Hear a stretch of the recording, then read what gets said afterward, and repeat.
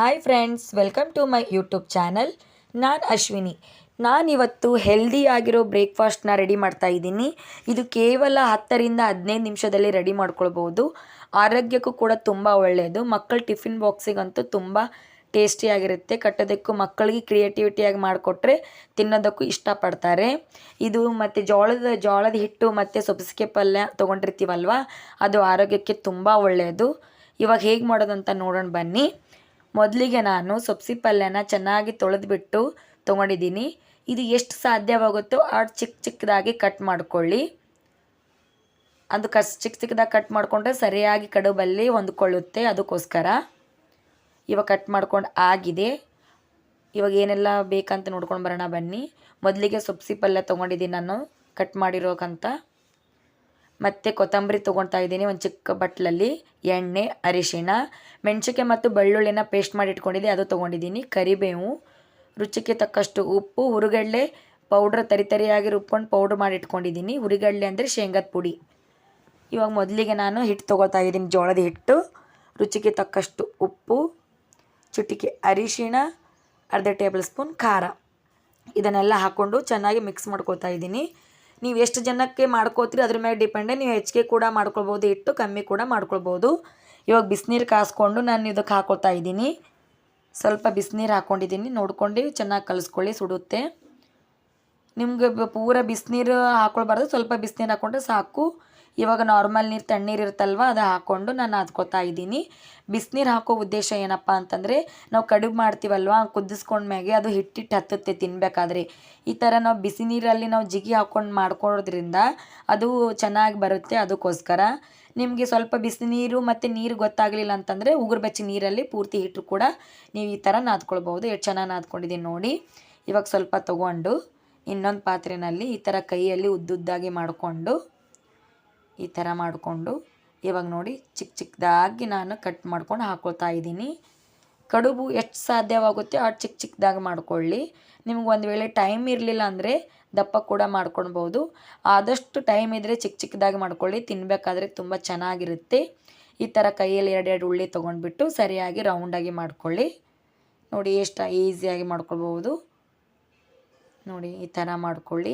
ನಿಮ್ಗೆ ಈ ಥರ ಮಾಡ್ಕೊಳ್ಳೋದಕ್ಕೆ ಇಷ್ಟ ಇಲ್ಲ ಅಂದರೆ ನಾನು ಇನ್ನೊಂದು ಥರನೂ ತೋರಿಸ್ತಿದ್ದೀನಿ. ಈ ಥರ ರೌಂಡಾಗಿ ಮಾಡ್ಕೊಂಡ್ಬಿಟ್ಟು ಈ ಥರ ತೆಳ್ಳಗೆ ಒತ್ಕೊಂಡು ರೌಂಡಾಗಿ ಮಾಡ್ಕೊಳ್ಳಿ.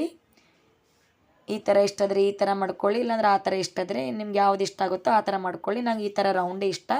ಇವಾಗ ರೆಡಿಯಾಗಿದೆ ನೋಡಿ ನಮ್ಮ ಕಡುಬು. ಇವಾಗ ಒಂದು ಪಾತ್ರೆಯಲ್ಲಿ ಈ ಥರ ಇರೋ ಪಾತ್ರೆ ಇದ್ದರೆ ಈ ಪಾತ್ರೆಗೆ ಸ್ವಲ್ಪ ಎಣ್ಣೆ ಹಾಕ್ಬಿಟ್ಟು ಸರಿಯಾಗಿ ಹಚ್ಕೊಳ್ಳಿ. ನಿಮ್ಮ ಕಡೆ ಇಲ್ಲ ಅಂತಂದರೆ ಇಡ್ಲಿ ಪಾತ್ರೆ ಇರುತ್ತಲ್ವ, ಅದರಲ್ಲಿ ಕೂಡ ನೀವು ಬೇಯಿಸ್ಕೊಳ್ಬೋದು. ನನ್ನ ಕಡೆ ಇದ್ದರೂ ಕೂಡ ನಾನು ಇದರಲ್ಲೇ ಬೇಗ ಆಗುತ್ತೆ ಅಂದ್ಬಿಟ್ಟು ನಾನು ಇದರಲ್ಲೇ ಹಾಕ್ಕೊಂಡಿದ್ದೀನಿ. ಇವಾಗ ನೀರು ಕಾಸಿದ್ದೀನಿ ನಾನು ಇಡ್ಲಿ ಪಾತ್ರೆಯಲ್ಲಿ. ಇವಾಗ ಅದು ಕುದೀತಾ ಇರೋದರಲ್ಲಿ ಇಟ್ಟು ಲಿಡ್ನ ಕ್ಲೋಸ್ ಮಾಡಿ ಇಟ್ಕೊಂಡಿದ್ದೀನಿ. 1-2 ನಿಮಿಷ ಕುದಿಸ್ಕೊಂಡು ಇವಾಗ ನಾನು ಲಿಡ್ನ ತೆಗೆದಿದ್ದೀನಿ. ಇವಾಗ ನೋಡಿ ಎಷ್ಟು ಬೇಗ ಆಗುತ್ತೆ, ಏನು ಟೈಮೇ ಇಡೋದಿಲ್ಲ. ಇವಾಗ ಕೆಳಗಡೆ ತೊಗೊಂಡ್ಬಿಟ್ಟು ತಣ್ಣೀರಿಂದ ಸರಿಯಾಗಿ ತೊಳ್ಕೊತಾ ಇದ್ದೀನಿ. ಯಾಕೆ ತೊಳ್ಕೊಬೇಕಂದ್ರೆ ಬಿಸಿ ಇದ್ದಾಗ ಅದು ಅಂಟ್ಕೊಂಡಿರುತ್ತೆ, ಅದು ಮತ್ತು ಜಿಗಿ ಆ ಕೈಗೆಲ್ಲ ಹತ್ತುತ್ತೆ. ಅದಕ್ಕೋಸ್ಕರ ಈ ಥರ ನೀರಿಂದ ತೊಳ್ಕೊಂಡ್ರೆ ಅದು ಪೂರ ಬಿಡಿಯಾಗುತ್ತೆ. ಅದು ನೀರನ್ನು ಜಾನೋದಕ್ಕೆ ಇಟ್ಕೊಂಡಿದ್ದೀನಿ ಸೈಡಲ್ಲಿ. ಇವಾಗ ಗ್ಯಾಸ್ ಹಚ್ಬಿಟ್ಟು ಒಂದು ಪಾತ್ರೆ ಇಟ್ಕೊಂಡಿದ್ದೀನಿ. ಪಾತ್ರೆ ಬಿಸಿ ಆದಮೇಲೆ ಇವಾಗ 2 ಟೇಬಲ್ ಸ್ಪೂನ್ ಎಣ್ಣೆನ ಹಾಕೋತಾ ಇದ್ದೀನಿ. ಎಣ್ಣೆ ಕಾದಿದೆ. ಇವಾಗ ಜೀರಿಗೆನ ಹಾಕೋತಾ ಇದ್ದೀನಿ. 1 ಟೇಬಲ್ ಸ್ಪೂನ್ ಜೀರಿಗೆ ಎಲ್ಲ ಚಟಪಟ ಅಂದಮೇಲೆ ಬೆಳ್ಳುಳ್ಳಿ ಮತ್ತು ಮೆಣಸಿನ್ಕಾಯಿ ಪೇಸ್ಟ್ ಮಾಡಿ ಇಟ್ಕೊಂಡಿದ್ದೇವಲ್ವ, ಅದನ್ನು ಹಾಕೋತಾ ಇದ್ದೀನಿ. ಇದಕ್ಕೆ ಮೇನ್ ಅಂದರೆ ಬೆಳ್ಳುಳ್ಳಿನೇ ಫ್ಲೇವರ್ ಕೊಡುತ್ತೆ. ಜಾಸ್ತಿ ಬೆಳ್ಳುಳ್ಳಿ ಹಾಕ್ಕೊಳ್ಳಿ. ಒಂದು ದಪ್ಪ ಸೈಜಿನ ಬೆಳ್ಳುಳ್ಳಿ ತೊಗೊಂಡ್ಬಿಟ್ಟು ನಾನು ಕುಟ್ಬಿಟ್ಟು ಇಟ್ಕೊಂಡಿದ್ದೀನಿ. ಇದು ಎಣ್ಣೆಯಲ್ಲಿ ಚೆನ್ನಾಗಿ ಫ್ರೈ ಆಗಬೇಕು. ಕರಿಬೇವು ಹಾಕ್ಕೊಂಡಿದ್ದೀನಿ. ಸ್ವಲ್ಪ ಕೊತ್ತಂಬರಿ ಕೂಡ ನಾನು ಹಾಕೋತಾ ಇದ್ದೀನಿ. ಸ್ವಲ್ಪ ಕೊತ್ತಂಬರಿ ನಾನು ತೆಗೆದಿಟ್ಕೊಂಡಿದ್ದೀನಿ ಫೈನಲಲ್ಲಿ ಹಾಕ್ಕೊಳ್ಳೋದಕ್ಕೆ.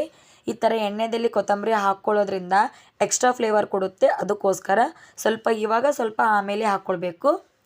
ಇವಾಗ ಎಣ್ಣೆಯಲ್ಲಿ ನಾವು ಸಬ್ಬಸಿಗೆ ಸೊಪ್ಪು ಅಂತೇನಂತ ಇದ್ದೀವಲ್ವ, ಅದು ತೊಗೊಂಡಿದ್ದನ್ನು ಹಾಕಿ ಎಣ್ಣೆಯಲ್ಲಿ ಚೆನ್ನಾಗಿ ಮಿಕ್ಸ್ ಮಾಡ್ಕೊಂಡ ನಂತರ ಇದಕ್ಕೆ ಇವಾಗ ನಾನು ಅರಿಶಿಣನ ಹಾಕೋತಾ ಇದ್ದೀನಿ. ಅರಿಶಿಣ ಹಾಕ್ಕೊಂಡಾದಮೇಲೆ ರುಚಿಗೆ ತಕ್ಕಷ್ಟು ಉಪ್ಪು ನೋಡ್ಕೊಂಡು ಹಾಕ್ಕೊಳ್ಳಿ. ಯಾಕಂದರೆ ನಾವು ಹಿಟ್ಟಲ್ಲೇ ಹಾಕಿದ್ದೀವಲ್ವ ಇವಾಗ, ಅದಕ್ಕೋಸ್ಕರ ಈ ಪಲ್ಯಕ್ಕೆ ಎಷ್ಟು ಬೇಕಾಗುತ್ತೋ ಅಷ್ಟೇ ಉಪ್ಪು ಹಾಕ್ಕೊಳ್ಳಿ. ಜಾಸ್ತಿ ಹಾಕ್ಕೊಳ್ಬೇಡಿ. ಇವಾಗ ಚೆನ್ನಾಗಿ ಹುರ್ಕೊಂಡು ಸಾಫ್ಟ್ ಆಗಿದೆ ನೋಡಿ, ಕಾಣಿಸ್ತಿದೆಯಲ್ವಾ? ಈ ಥರ ಆದಮೇಲೆ ಇವಾಗ ನಾನು ಕಡುಬನ್ನ ಹಾಕ್ಕೊಳ್ತಾ ಇದ್ದೀನಿ. ನೋಡಿ, ಕಡುಬಲ್ಲಿ ನೀರು ಒಂಚೂರು ನೀರು ಇರಬಾರ್ದು. ಎಷ್ಟು ಬಿಡಿ ಬಿಡಿ ಆಗಿದೆ ಅಲ್ವಾ? ನಾವು ತೊಳ್ಕೊಂಡ್ರೆ ಈ ಥರ ಬಿಡಿ ಬಿಡಿ ಆಗುತ್ತೆ, ಇಲ್ಲಾಂದ್ರೆ ಅದು ಒಂದಕ್ಕೊಂದು ಅಂಟ್ಕೊಳ್ಳುತ್ತೆ. ಈ ಥರ ಸರಿಯಾಗಿ ಮಿಕ್ಸ್ ಮಾಡ್ಕೊಳ್ಳಿ. ನೋಡಿ, ನಾವು ಪಲ್ಯನ ಈ ಥರ ಸಣ್ಣ ಚಿಕ್ಕ ಚಿಕ್ಕದಾಗಿ ಕಟ್ ಮಾಡಿಕೊಂಡ್ರೆ ಈ ಕಡುಬಿಗೆಲ್ಲ ಹೊಂದ್ಕೊಳ್ಳುತ್ತೆ. ಇಲ್ಲದ ಅಂದರೆ ಅದು ಮುದ್ದೆ ಮುದ್ದೆ ಆಗುತ್ತೆ. ಅದಕ್ಕೋಸ್ಕರ ಇವಾಗ ನಾನು ಶೇಂಗಾದ ಪುಡಿನ ತರಿಯಾಗಿ ಪೌಡ್ರ್ ಮಾಡಿ ಇಟ್ಕೊಂಡಿದ್ದನ್ನು ಹಾಕ್ಕೊಂಡಿದ್ದೀನಿ.